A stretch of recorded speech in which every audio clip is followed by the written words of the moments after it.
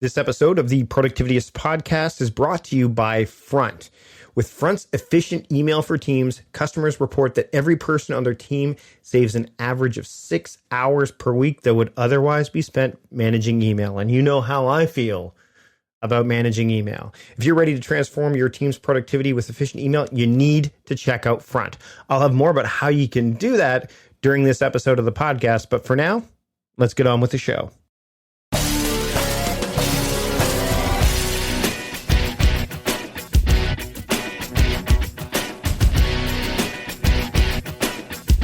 Welcome to the Productivityist podcast. I'm your host, Mike Barty, and this week on the show, I'm joined by my friend, Jeff McMahon. Jeff is a virtual trainer to online entrepreneurs like Amy Porterfield, Flynn, Lee Dumas, and many more. He works to help business owners feel more confident, strong, and healthy so that they can dominate in their business and have more energy throughout their day.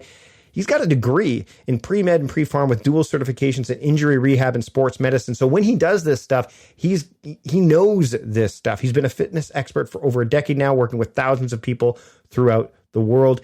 And we're going to talk about, accountability and transformation and how to, one of the things I've talked about is exercise is part of the daily baseline of a productive day for me.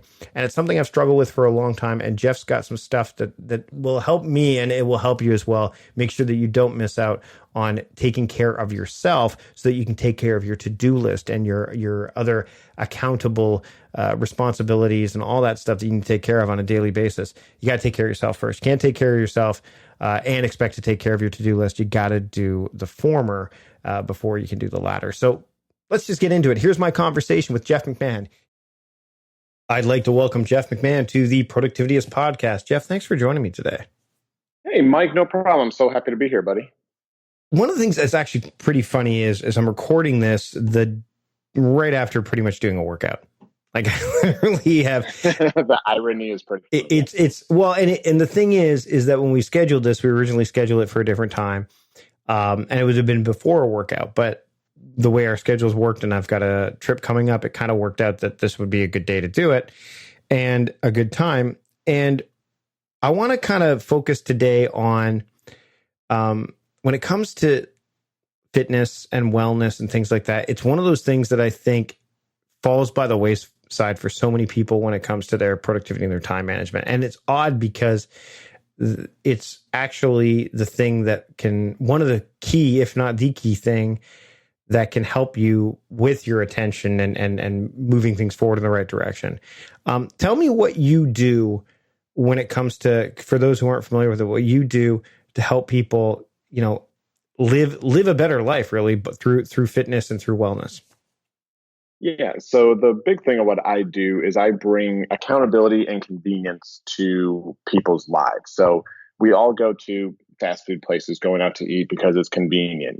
We always have, journals and that kind of stuff to hold us accountable. And that's all great. But when it comes to your health, you can get an app, you can buy a Peloton, you can do Beachbody, and all that is fine, but it doesn't really hold you accountable unless you have someone there like a trainer, or in my sense, we do virtual training, which is a live virtual session via Skype, Zoom, FaceTime, some sort of video platform where I can see my client, taking them through a workout, make sure their form is on point, make sure they're not getting hurt. But the most important thing is I'm holding them accountable because they're, having me on the other end that they don't want to let down. So they meet me for a workout session. We bang out an awesome workout. They get great results. And then they go right back to their day because they're already home. So they don't have to worry about travel, going to a gym, having a whole ridiculous amount of equipment, any of that kind of stuff. And so I am kind of the pioneer for virtual training, especially in the online entrepreneur space, because of how effective it's been for, the so many clients that I work with right now. Well, and I think the big difference too, and this is what I want to kind of draw attention to, is the fact that it's not passive. That's what a lot of services offer, right? And I've tried many apps and I've tried, DVD programs and all that. You're actually there. You're live with the person, which I think is something that most people, when they're building a business like this, are like, how do I make this passive? How do I make it so it's, it's baked in and I just do it once and it's one and done? But that's not how this works at all, does not. That's not how first off, it won't give you accountability, but also I don't think you can customize things that way properly either. No, you can't. And it's not a passive business as that part goes, but it's extremely convenient for me as a trainer because we lose clients if they move away, or we lose clients if they're busy, traveling for work and can't get with their workouts. We typically get paid when we have a session. So I eliminate all that because when my people travel all over the world, they still have a virtual trainer because it's just changing the time zone. And, you do it in a hotel room or you do it in a hotel gym or wherever they are. And you don't, as a customer, have to lose, trainers are like your hairdresser. Like you don't ever want to lose your hairdresser. Like every time you move, like, oh, I got to find someone else to cut my hair. You build that bond, that relationship, that rapport that trust that person to, keep you healthy. And as one of my virtual clients puts it, I'm the CEO of their health. So he's the CEO of his business and I take care of the CEO of his health. And then he can rock out and have a very successful online business. So what led you to start this? Because I mean, you're filling a need. I think that, and I want to definitely get into the idea of why people need to, why it's important for Yeah. people to be focusing on this kind of stuff. But what led you down this path? Because I mean, it's not like the fitness industry doesn't have there's no shortage of people doing fitness stuff, online or even just offline. Like, I mean, there's lots of trainers and stuff. So when you were looking at this and in terms of your background, all that stuff, what said, hey, what made you go, you know what, this is something that is missing that I need to do? Well, the big thing was my mom had a stroke. And so doing therapy with her, she asked me how I could help her other stroke support friends do therapy at home if they can't make it to the therapist's office. So we started this about 5 years ago, doing therapy with her four other friends in her stroke support. And we did Google Hangouts at the time because that was the free and easy way to handle that. And then just randomly, I was listening to Pat Flynn's podcast, Smart Passive Income, and his opening line, he said that he would like to train for a triathlon.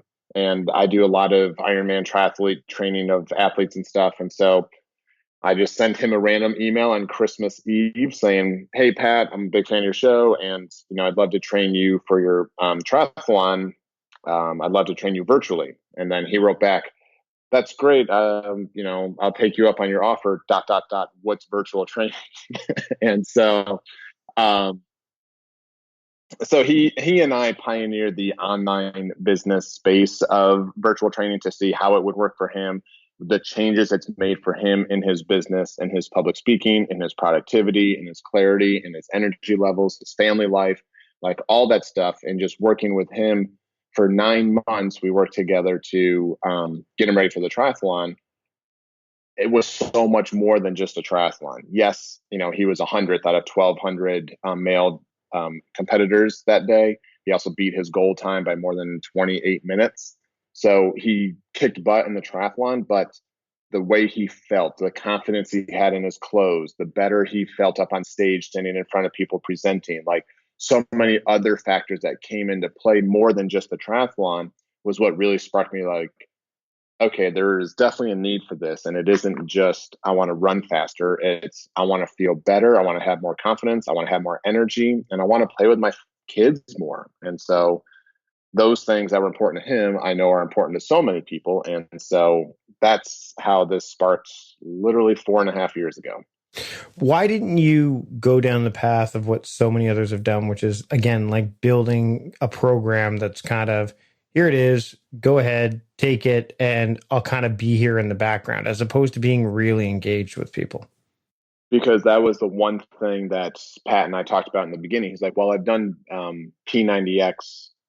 And after I did it the first time, I started it for round 2 and I got bored.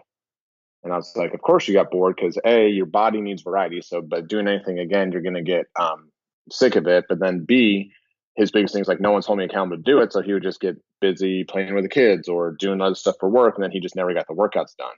So listening to his pain points as to the accountability was really the big thing that I'm selling basically with my services is accountability, because with it, my client Stacy up in Milwaukee, who I've had for 2.5 years now, she said, "Jeff, I have never stuck with any workout program as long as I've stuck with you because this is so convenient. I just come in my basement, I get an awesome workout with you, and I can go right back to work or taking the kids to church or whatever she's doing."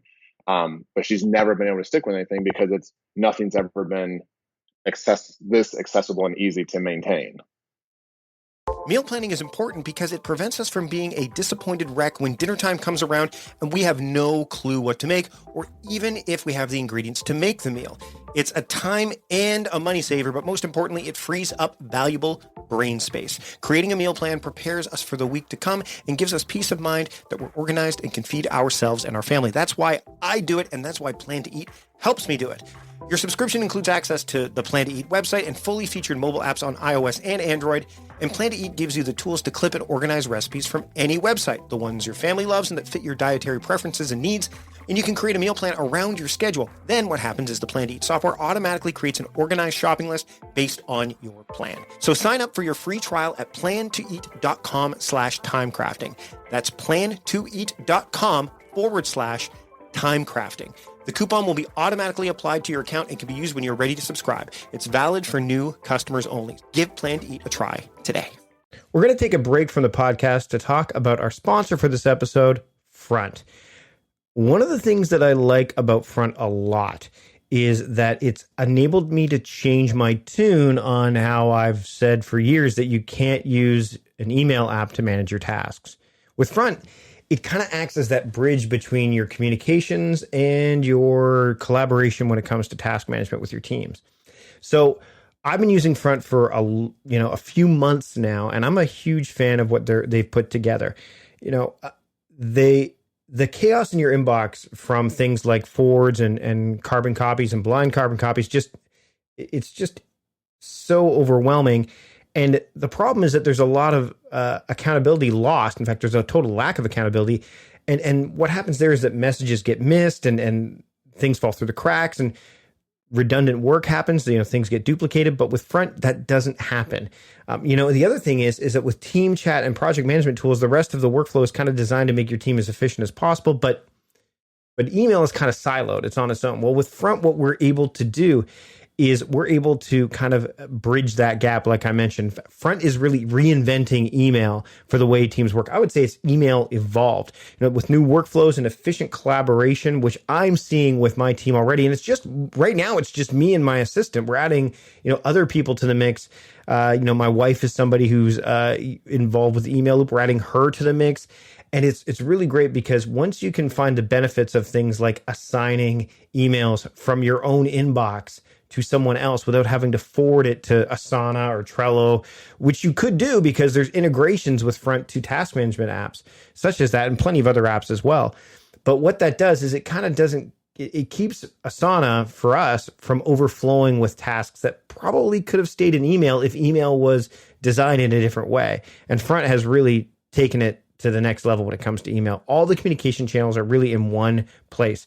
Nearly 5,000 businesses, maybe 5,001, no, nearly 5,000 businesses, because we're including me now, rely on Front inboxes to accomplish more as a team. We are one of those teams.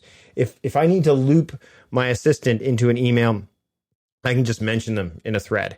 If I want to assign a conversation to that person and remove it from my inbox. So if I want to assign it to my assistant, I can do that. And believe me, I do that a lot. Now I'm not sending it to Asana to have that done. It's all happening inside of Front. And the other thing is there's rules. So if I want to automate that assignment so that all similar messages, so let's say podcast guests, they can just automatically go to my assistant, or in the future to my wife, who generally manages those as well. Boom, I can make that happen as well. You can even integrate your Gmail shortcuts if you're using Gmail, the keyboard shortcuts, into Front. The customization options are amazing. You can analyze the inboxes of your teams through the inbox analytics options that they have there. And again, if you need to have a CRM tool integrated, you can. There's also the open API that Front offers, so you can connect tools that are more to your liking, with their open API. Zapier is another way that you can do it through Front. There are just so many things that Front offers, and I'm a huge fan. I think you will be too. Now, I don't normally get this giddy about an app, let alone an email app, but Front has got me that way for very good reason. It has transformed my productivity and my team's productivity, and it will for you as well. If you want to get started with Front for just $9 a month, just visit frontapp.com/timecrafting. You can start your free trial today. That's frontapp.com/timecrafting. Start your free trial and you won't stop using it. It's a lifesaver for me and my team. It has transformed the way we work, and I'm a huge fan. I'd like to thank Front for sponsoring this episode of the Productivityist podcast. Now let's get back to the show.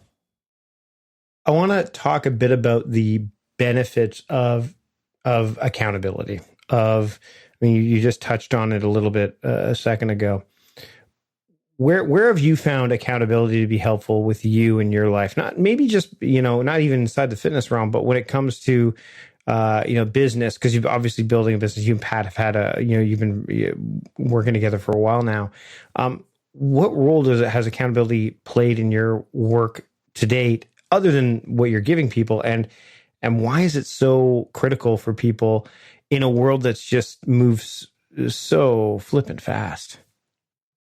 Accountability is huge. I mean, for me, I personally do the Freedom Journal from Lee Dumas. He's a client of mine as well. And I use that every single morning and night to hold myself accountable for different business goals or things that are going on. Like right now, I'm building a new website to expand the business, to hire more trainers and stuff. And so having the accountability with the direction of the Freedom Journal and, mastermind group that I'm in really helps as far as the business for me, because pioneering this thing, there's going to be a lot of pitfalls. There's no one is Google searching, I want a virtual trainer. So it's like, how do I build that brand? How do I build the notoriety of what I can do to help people, in the fact that they will have heard it from someone and, want to sign up. So accountability for me, as far as my fitness and health goes, I have a personal training studio here in Cincinnati. So having the other trainers there, we give ourselves little competitions like, hey, John, today we can only use Olympic rings and dumbbells, and that's what you got to create a workout in. So we challenge each other to have more variety with little simpler things, because he does virtual training too now. And so working with clients, not everyone has a lot of stuff. So what are new ways we can maximize results, get that great workout for people, and not have to worry about a lot of equipment and stuff. So that's where I use accountability in my day-to-day fitness, my day-to-day business, and to, continually grow. So what's interesting is for me is people would think, and I'll just sidebar here for a second, like, oh, Mike's a productivity guy, so clearly he's able to move forward and get things done, and he's got this system in place, this time crafting methodology, and it propels him forward. There's some self-accountability there for sure, which you've talked about with John's Freedom Journal and you doing that. But the mastermind, like I'm in a mastermind group. I catch up with whenever I go to conferences. There's that element there. I think that there's an importance to having accountability because, like you said, it challenges you.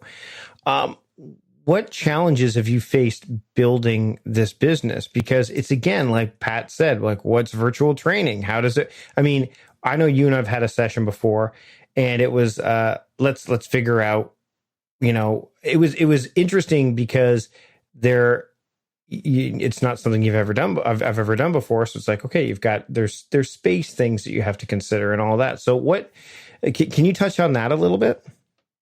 Yeah. Working with people all over the world, like I've had Dubai, Switzerland, Philippines, Puerto Rico, England, Canada, United States.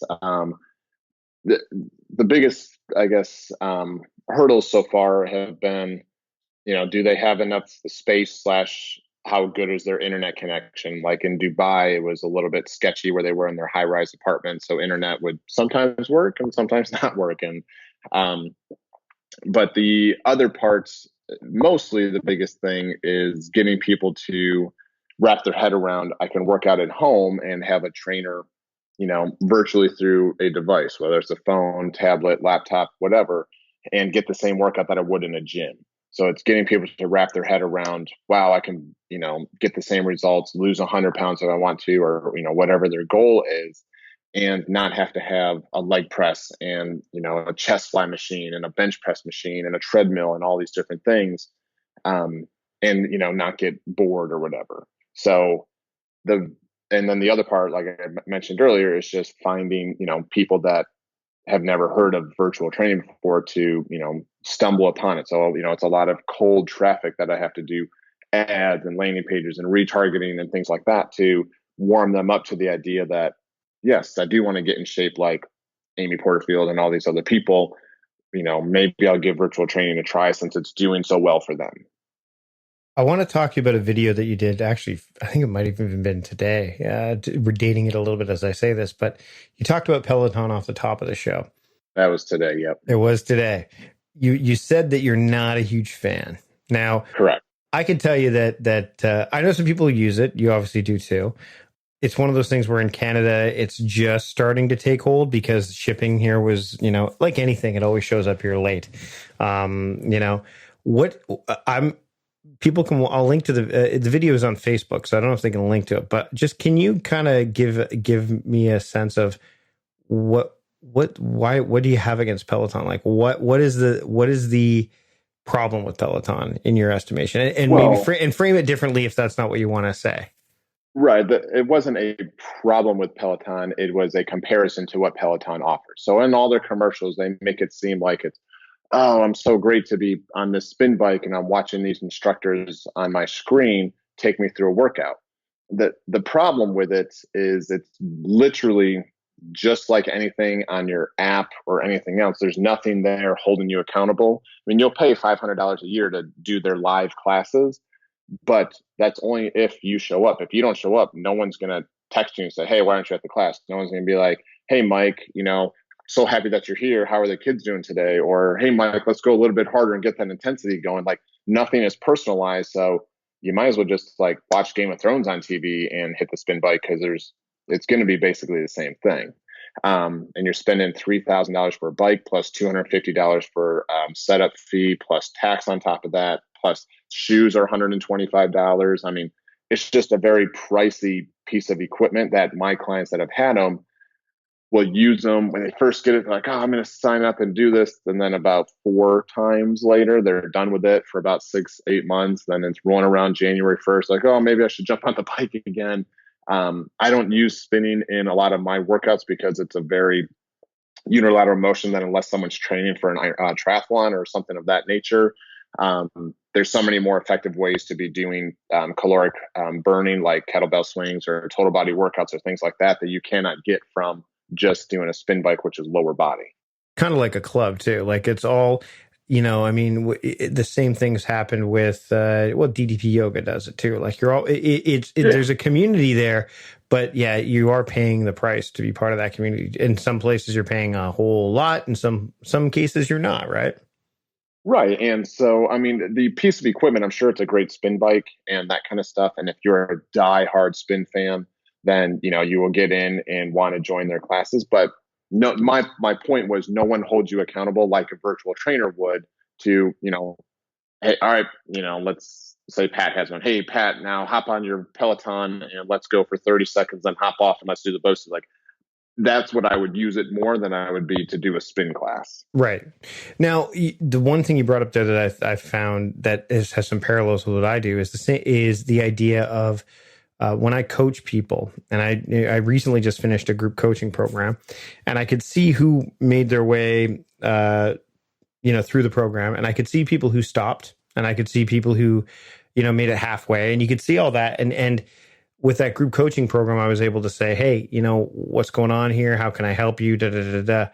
But when it comes to a course, it's much harder because there's more people. And if it's a book, like say, for example, I'm working on my book right now. I give them a book. You can lead a horse to water, but you can't make them drink, right? Like that's the piece that always seems to be missing. Plus, like you said, there's that personal touch. And I think that we're seeing more people want that nowadays with their day-to-day experiences, aren't we? Oh, yeah. And like speaking of courses, like, how many times have people bought a course for, let's say, $2,000 and don't even make it halfway through? It's like 42% make it halfway and like 24% actually make it all the way through a course. It's super low numbers that you would think, oh, these are your diehard fans. And, some of my clients sell thousands of courses per launch. And, the numbers that people actually go through it is staggeringly low. Which I'd be the same with probably Peloton. The number of people that use it is probably staggeringly low. One of the things that I am not a fan of is, of course, the January 1st, the New Year's resolution. I think that Correct. it's an anomaly. It causes, I mean, we see the gym is the place where you see it, Mhm. fail. January 2nd, the gym is full. February 8th, the gym is nowhere near as full as it once was. What role can accountability play in it? Maybe both conventionally and unconventionally in I with have the someone. best answer. Okay, great. Then give it to me. Well, because I heard it this year from my client Stacy, I just talked about that stuff has been with it for 2.5 years with virtual training with me. And she goes, Jeff, I can wear a bikini anytime I want to. So if I want to go on vacation and Christmas and go to, like, they have a rental property in Florida, she's like, I can go down there and put a bikini on and I don't have to worry about it because she has the accountability of the training to stay healthy 12 months out of the year. It doesn't matter where she is in that time frame. She's always ready to, she has the body that she wants and can maintain. Like, nothing is permanent. Once you stop working out, you're not going to be able to have that same physique that you did when you were working out. So the key is to just work out for the rest of your life. And the people that understand that and get that, like her, have that body that's, you know, they can put on a bathing suit whenever they want to. Or my guy who's 82, he plays golf and shoots a 79 on a round of 18. And his wife goes, well, how long are you going to be working out with Jeff for? He's like, until I die, because he's so happy with being able to play golf any point of the season and have a great, enough strength to be able to still hit those numbers to keep up with the guys that are younger than him. Those kinds of things are what matters when it comes to accountability. Well, and I think the other thing you hit on there was the ability to have that personalization become such a critical part of where one client might want to be, able to get into a bikini any time of year. The other one isn't necessarily concerned about that as much as they are about like keeping up with their kids or, shooting golf as often as they want without having to have, pain or struggling to keep up. So that's one of the strengths I would imagine that you can offer is the fact that, hey, look, what are you really trying to accomplish? And okay, this is how we can get you there. Yeah, and that's where, an individualized plan versus a boot camp class or a spin bike class or something. Yeah, it's a great workout, but if you're thinking about your health, what is that workout going to do to get you to what your goal is? Like, Mike, if your goal is to run faster for a marathon and you buy a Peloton or even a treadmill, like, they're not designing any of their classes to get you ready for a marathon and tell you how to tier and worry about your stride length and your breathing rhythm and all that kind of stuff.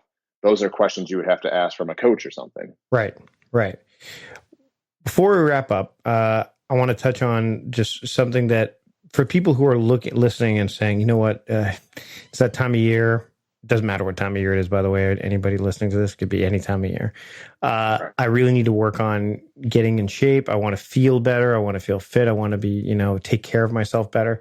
What's, obviously they should reach out to you, but what's one simple thing that they can do like today that will get them that will start that process that can maybe get them from zero to step one, so that it's not they can say, oh well, what, maybe I can do this next and do this next. What's one thing that they could do?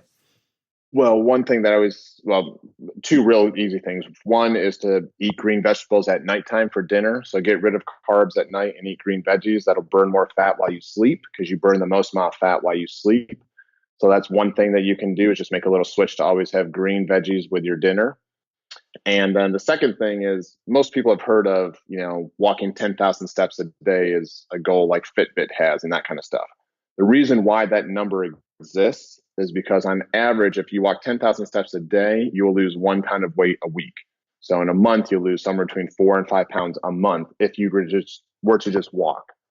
So it doesn't hurt to walk. It actually increases your endorphins, which is your happy hormone. So you'll feel better. You'll feel elated. Try to be less stationary throughout the day. Most people walk about 2,500 steps.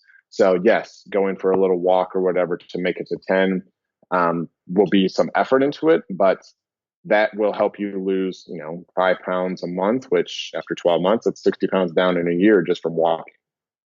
That's where the 10,000 comes from. Yeah. The other thing too is it gives you a break from whatever you're doing. clarity. You can clear your head a bit, right? So there's lots of, I was talking about meditation today with some, on my daily podcast.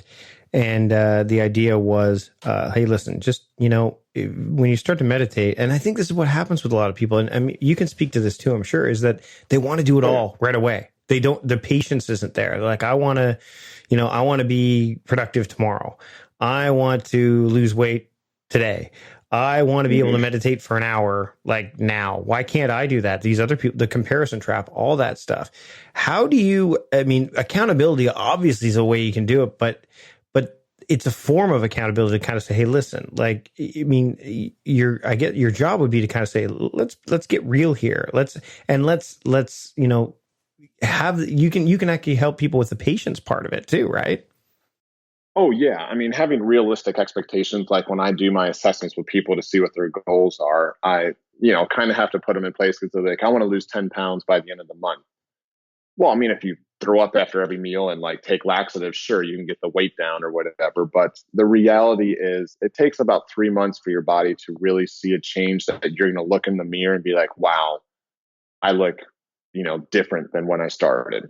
And that's going to be about 3 months. Just like Mike, if you want to say, I want to make $1 million and you're just starting a business, that ain't going to happen next week. It's going to take time to build your audience, find out what they need, that kind of stuff. So having realistic goals for people is, if you want to see a big transformation, it's going to be roughly 90 days to do so. Unless you're, 500 pounds and you just start eating salads every day, yes, you're going to lose weight dramatically because you have such a big loss to go. But for the average person, give yourself 3 months of, and then if something hasn't changed in 3 months and you are eating correctly and you are doing your workouts and everything like that planned, then I would talk to, your doctor and say, do I have any, thyroid issues? Do I have any adrenal fatigue? Do I have any, gut biome issues? There's other factors that could be going on biologically that, you might not know about.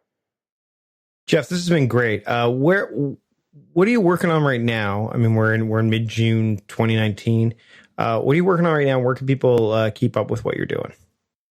Yeah. So I'm working on a website called Virtual Training Revolution. And the website is vtrevolution.com. And what it is going to be a hub for people to find a virtual trainer and for virtual trainers to find customers. And so the website will be there so you can look at the videos of trainers introducing themselves, see when their calendars are, and set up a free workout with them. They do a live session with you, take you through a workout, make sure that you guys like each other. And then if so, then you can sign up for one of the monthly packages to work with a trainer.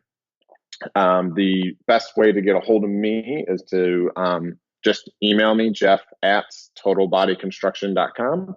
And I'd be more than happy to answer questions, help you guys with any, health issues, anything like that, and, introduce you to the wide world of virtual training.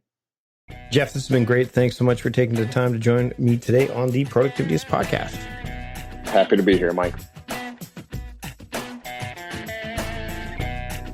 Big thanks to Jeff McMahon for joining me on the show this week. I'm a big fan of what Jeff is doing. I think that as an entrepreneur like myself, who travels and, we need that accountability. There are things that can happen when it comes to our physical fitness and stuff. And believe me, this is something I've struggled with for a while. The ability to be able to have somebody that's, going to be keeping tabs on you and somebody you can go to, especially someone trained like Jeff, with his background. There's something about that accountability, and then to be able to leverage the technology to make it work is amazing. And what Jeff's doing is awesome. So I applaud him for that. And again, I encourage you to check out what he's offering, and also all the other things we talked about. Those are in the show notes. Of course, you can check those out at productivityist.com/podcast247. If you check that out, you'll have all the show notes, everything there. Again, big thanks to Jeff for joining me. Big thanks to John Polstra for producing this episode, and big thanks to Connie for putting together the show notes. Big thanks to our sponsor as well, Front. This episode's all been about transformation and accountability, and Front takes care of that when it comes to communication in spades. I love what Front has to offer. You will too. Get a free trial today, and you won't regret it. Frontapp.com/timecrafting to get started with that today. Again, big thanks to Front for sponsoring this episode of the show. If you enjoyed this episode and you enjoy the podcast, I'd love a rating or review in Apple Podcasts or wherever you're listening to podcasts.